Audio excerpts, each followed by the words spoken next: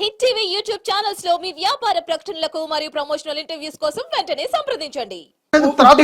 ప్రజల గురించి కొట్లాడితే ప్రజలకు న్యాయం జరుగుతుంది, లేకపోతే చట్టసభల్లో పోయి ప్రశ్నిస్తే చట్టాల్లో మార్పు తీసుకొస్తే ప్రజలకు న్యాయం జరుగుతుంది. అంటే ఇప్పుడు మీరు కాంగ్రెస్ పార్టీ ప్రజలకు మోసం చేసింది అంటారా? నేను ఎందుకన్నా మీరు అంటూనే ఉన్నారు. నేను అట్లా లేదు. మరి రోడ్డు మీద కొట్లాడిరు వాళ్ళు, మరి ఇప్పుడు రోడ్డు మీద కొట్లాడిరు, ప్రజలు అవకాశం ఇచ్చారు, 6 గ్యారంటీలు అన్నారు. మరి 6 గ్యారంటీలలో ఎన్ని గ్యారంటీలు నెరవేర్చారన్న? మరి ఈరోజు ప్రజలకు మోసం చేసి బాగానే చేస్తున్నారు. ఏం చేసారు చెప్పన్న నాకు. బస్సు ఫ్రీ ఇచ్చిండ్రు మహిళలకు, ఇంకా 500 గ్యాస్ బండ్ ఇస్తున్నారు, 200 యూనిట్ల కరెంట్ ఫ్రీ ఇస్తున్నారు. ఏం చేస్తున్నారు? 3 చెప్తావన్నా? 3 చెప్తావు? ఇంకో 3 కూడా అవుతాయి. ఎవరు చెప్పిరన్నా? నేను చెప్తా చూడు ఈరోజు మీ ఛానల్ ద్వారా. కాంగ్రెస్ పార్టీ 6 గ్యారంటీలు ఇచ్చిందట, 3 కాదన్నా. నేను చెప్తా చూడు ఈరోజు స్టూడియో ద్వారా మీకు చెప్తా, మీరు డిస్టర్బ్ చేయకుండా. కాంగ్రెస్ పార్టీ పెట్టినటువంటి మేనిఫెస్టోలో చాప్టర్ 2లో చెప్తున్నా, కాంగ్రెస్ పార్టీ 6 గ్యారంటీలు ఇచ్చింది. అభయహస్తం గ్యారంటీ 1 మహాలక్ష్మి, మహిళలకు ప్రతి నెల 2500 రూపాయలు. ఆ మహాలక్ష్మిలోనే 500 రూపాయలకే గ్యాస్ సిలిండర్, ఆర్టీసీ బస్సులో ఉచిత ప్రయాణం. ఇది గ్యారంటీ 1లో. దీంట్లో నెరవేర్చింది ఆర్టీసీ బస్సులో ఫ్రీ ఇచ్చారు, ఒకటి అయిపోయింది. గ్యాస్ 500 రూపాయలు ఇచ్చారు, ఇది పక్కన. ఇంకొకటి దీంట్లోనే గ్యారంటీ వల్లనే 2500 రూపాయలు ఫ్రీ ఉంది మహిళలకు, ఇవ్వాలన్నారు, ప్రతి నెల ఇస్తున్నారు. ఇది ఇంకా బాకీ ఉంది గ్యారంటీ 1లో. గ్యారంటీ 2లో రైతు భరోసా, ప్రతి ఏటా రైతులకు మరియు కౌలు రైతులకు ఎకరానికి 15,000 రూపాయలు, వ్యవసాయ కూలీలకు 12,000 రూపాయలు, వరి పంటకు క్వింటాలకు 500 రూపాయలు బోనస్. గ్యారంటీ 2. గ్యారంటీ 3 గృహజ్యోతి, ప్రతి కుటుంబానికి 200 యూనిట్లు ఉచిత విద్యుత్. ఇందిరమ్మ ఇండ్లు, ఇల్లు లేని వారికి ఇంటి స్థలం మరియు 5 లక్షల రూపాయలు, ఉద్యమకారులకు 250 చదరపు గజాల ఇంటి స్థలం. యువ వికాసం గ్యారంటీ 5. విద్యార్థులకు 5 లక్షల విద్యా భరోసా కార్డు, ప్రతి మండలంలో తెలంగాణ ఇంటర్నేషనల్ స్కూల్స్. గ్యారంటీ 6 చేయుత, 4,000 రూపాయల 4,000 నెలసరి వారి పింఛన్, 10 లక్షల రాజీవ్ ఆరోగ్య బీమా. ఈ 6 గ్యారంటీలు 100 రోజులే చేస్తాను. 2 రోజులు అయిందన్న ఇవన్నీ చేసిరా? అవునన్నా, దీంట్లో చేసింది నేను చెప్తా చూడు. దీంట్లో చేసింది 200 యూనిట్ల ఇది కరెంటు ఫ్రీ ఇస్తున్నారు. దీంట్లో కూడా పూర్తి ఫ్లెడ్జ్ గా జరగట్లేదు. చాలా మందికి కరెంటు లేవు, గుడిసెలలో ఉన్నోళ్ళు ఉన్నారు. ఇంటి నెంబర్ ఉంటేనే కరెంట్ వస్తుంది, గుడిసెలలో ఉన్నటువంటి ఇది సరగలేదు. 50% సక్సెస్, 50% జరగలేదు. ద సేమ్ టైం 500 రూపాయల గ్యాస్ సిలిండర్ ఉన్నది, చాలా మంది గ్యాస్ సిలిండర్లో ఉన్నది. ఇది కూడా 50% సక్సెస్, 50% కాదు. మహిళలకు ఉచితంగా బస్సులలో తీసుకుపోతున్నారు. ఎంతమంది మహిళలు ఎక్కుతున్నారు, ఎంతమంది ఈరోజు ఆర్టీసీ ఎంత నష్టాలను తెలుసా అన్న మీకు? విద్యార్థులకు బస్సులు పోతలేవు తెలుసా అన్న? విద్యార్థులకు సరైన సమయానికి బస్సులు వస్తలేవు తెలుసా? ప్రభుత్వం ఏమన్నా బస్సులు పెంచిందా? ఎన్ని బస్సులు ఇచ్చింది? మహిళలకు ఉచితంగా బస్సులు తీసుకొచ్చింది. ఎన్ని బస్సులు తీసుకొచ్చి పెట్టారు? మరి తెలంగాణ ప్రతి దగ్గర ప్రభుత్వం కంటే బెస్టే కదా. అట్లీస్ట్ వీళ్ళు మహిళల కన్నా ఫ్రీ ఇస్తున్నారు. గతంలో మొత్తం ఎవరికీ ఏమి ఇవ్వలేదు కదా. ఎవరికి ఏమి ఇవ్వకపోయే దానికంటే కొంత ఇచ్చింది మేలే కదా. నేను చెప్పిన దాని గురించి ఏమైందన్న, దాని గురించి చేసి వదిలేసేయి. ఈ ఇంటర్నేషనల్ స్కూల్ ఎక్కడ పోయింది? 2,500 రూపాయల మహిళలకు ఇస్తున్నది ఎక్కడ పోయింది? మరి ఉద్యమకారులకు అది ఇస్తున్నది ఎక్కడ పోయింది? మీ జర్నలిస్టులకు మొత్తం 5 లక్షల రూపాయలు పెట్టి హెల్త్ బీమా ఇస్తున్నది ఎక్కడ పోయింది? ఇంటి స్థలాలు ఇస్తున్నది ఎక్కడ పోయింది? మరి స్కూల్ ఎక్కడ పోయినాయి? ఫీజు రియంబర్స్మెంట్ ఎక్కడ పోయింది? కాలేజ్ ఎక్కడ పోయిందన్న? 3 లక్షల కోట్ల అప్పు అనుకుంటే ఆడ 7.5 కోట్ల అప్పు ఉందట. చూస్తే బంగారు బిందెలు అనుకుంటే వాళ్ళకు మట్టి కుండలు దొరికినాయట. మట్టి కుండలు కాదు, లంక బిందెలు అనుకుంటే మట్టి కుండలు దొరికినాయి అన్నారు. కొంత టైం పడుతుంది అంటున్నారు. మరి అదే కదన్న చెప్పాల్సింది. మరి 100 రోజుల్లో చేస్తా అని చెప్పి గప్పాలు ఎందుకు కొట్టిరన్న? తెలియదా?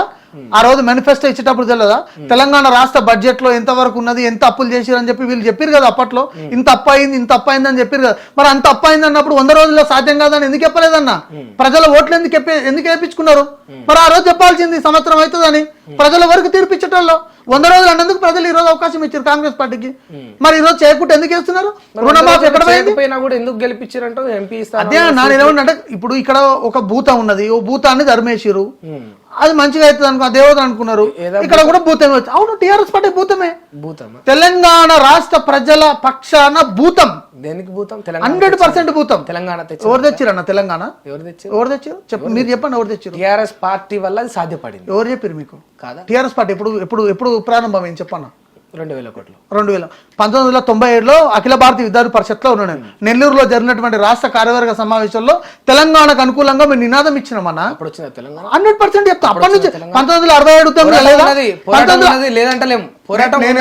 అంటే చాకలి పోరాటం చేసినప్పుడు ఎక్కడ పోరాటం లేదంటలేమన్నా. కానీ రాజకీయ పార్టీ తోడవడం వల్ల, రాజకీయ బలం తెలంగాణకు చేకూరడం వల్ల ఆ రోజు టిఆర్ఎస్ పార్టీ అందులో ప్రధాన పాత్ర పోషించింది. అవునా కాదా వాస్తవం చెప్పండి. నేనేమంటున్నా, ఏదో ప్రతిపక్షంలో ఉన్నావు కనుక వ్యతిరేకించాలని వ్యతిరేకించాలి. నేను కేసీఆర్ అంటే నేను చాలా అభిమానిస్తాను.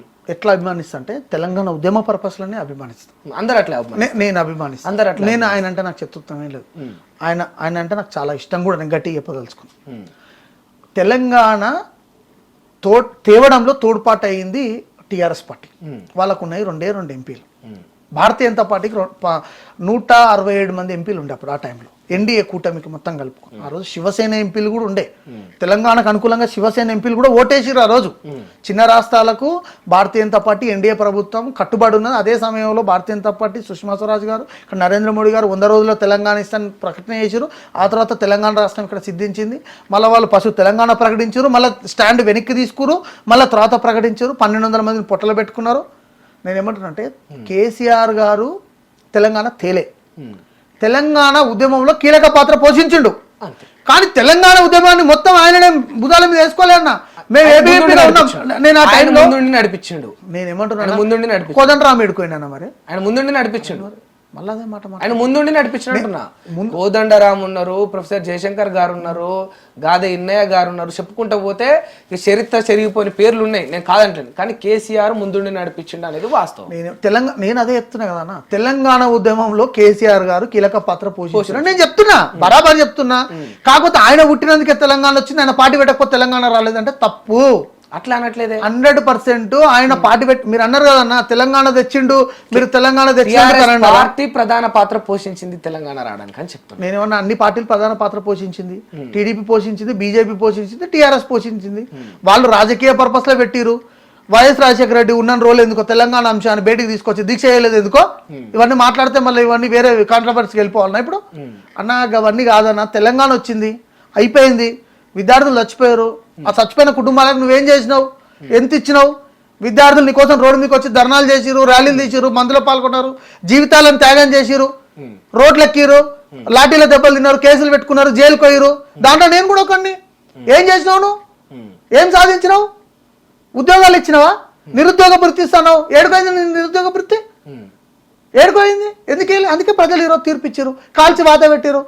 పార్లమెంట్ ఒక్కరిని లేకుండా చేసారు. ఈరోజు రేపు రానున్న రోజులలో టీఆర్ఎస్ పార్టీ గతి ఇదే జరుగుతుంది. తెలంగాణ అసెంబ్లీలో కూడా ఉండరు, 10 మంది కూడా ఉండరు. అట్లా జరుగుతుంది. 100% జరుగుతుంది అన్న. ఎందుకు జరగదు? రేపు ఈ పార్టీకి కూడా అదే గతి పడుతుంది. అంత సులువుగా ఊకుంటాడా కేసీఆర్? ఎందుకన్నా, ఏం చేస్తాడు? ఊకుంటాడా? చేయనన్నా, ఏం చేస్తాడు అంటున్నా. నేను అదే అంటున్నా. మళ్ళీ ఎంపీ ఎలక్షన్స్ లో ఏం చేయలేకపోయాడు కేసీఆర్? చెప్పానా? ఏదో నమ్మిండు, దెబ్బ పడ్డది. ఇప్పుడు మళ్ళీ ఏమంటున్నా అంటే కేసీఆర్ ప్రజలకు ఏం కావాలో కేసీఆర్ తెలుసుకోలేకపోయాడు.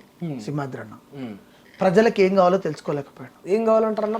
ప్రజలకు కావాల్సింది మంచి పాలన కావాలి. మంచి పాలన నా విషయం ఉందా? మంచి పాలన అంటే ఇప్పుడు నేను చెప్తున్నా కదన్నా, నాకు ప్రాబ్లం ఉంది, నేను నేరుగా వచ్చి చెప్పుకునే పరిస్థితి కావాలి. నువ్వు టైంకు ఫీజు రియంబర్స్మెంట్ ఇవ్వకపోతుంది, టైంకు సర్పంచ్లకు బిల్లులు ఇవ్వకపోతుంది, ఎంపీటీసీలకు బిల్లులు ఇవ్వకపోతుంది, టైంకు నువ్వు ఏది ఎక్కడ జరగాలో అక్కడ జరగని